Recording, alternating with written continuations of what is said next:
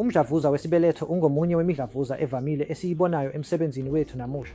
Cishe iningi lomdlavuza womlomo wesibeletho ongaphezu kwama-90 awo kungenxa yokutheleleka nge-HPV okuyisifo esithathelwana ngocansi. Indlela engcono yokuvikela umdlavuza wesibeletho ukujova umuthi wokugoma wokuzivikela ekuthelelekeni nge-HPV, futhi isikhathi esingcono sokuzigoma yisikhathi ungakabi nobudlelwano bocansi.